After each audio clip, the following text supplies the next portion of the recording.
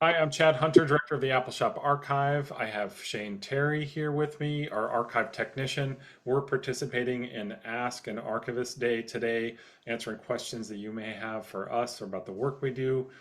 We have a question from Christina McCleanhan, who asks, what career paths did you take to become an archivist?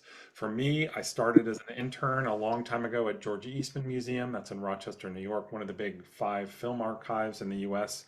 And they eventually offered me a contract job to work on a particular film collection. But these days, that can be an exception if you're specifically interested in handling media, film, video, audio, etc. You can get an internship to get some hands-on experience with that. But there are specific schools for that kind of work. There's NYU's Moving Image Archiving and Preservation program. There's the L. Jeffrey Selznick School of Film Preservation. That's at George Eastman Museum in Rochester. And UCLA has a program, and there are other programs across the world. But for general archive work, a lot of students take a Master's of Library and Information Studies program. Those are pretty common around the country, and that can be a way that people get into general archive work. But that's on my side. Shane, can you say something about how you got started? Yeah, well, I'd been around the Apple Shop for a long time. Weirdly enough, my involvement with the Apple Shop started by going to punk shows that the youth would host, in part with the Apple Shop. And eventually I got to know a couple friends there, and they told me about their parents and how they were filmmakers. And I was like, I want to be a filmmaker. So I actually went to school at Berea College for media and film. And from there, I started working with Herbie Smith and Sean Lynn, and both of them.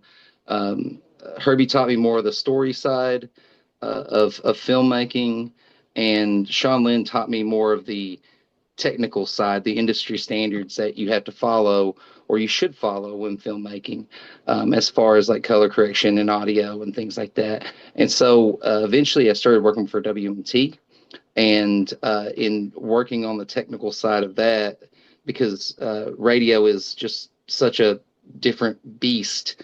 A lot of those skills in hooking up, a radio station, along with filmmaking and all these industry standards, they just kind of came together to help with the archive. And my mentor Sean Lynn was actually the previous archive technician, and from there, I've just basically learned from everyone I can talk to about how to improve, how to um, uh, really follow the standards for archiving, especially for audio visual material. Yeah. Okay, and that's a good point. I think that that's another way into archival work. Sometimes it's if you have a specialization in, say, IT work or digital asset management or cataloging or some specialty along those lines, there are those needs in archives for sure.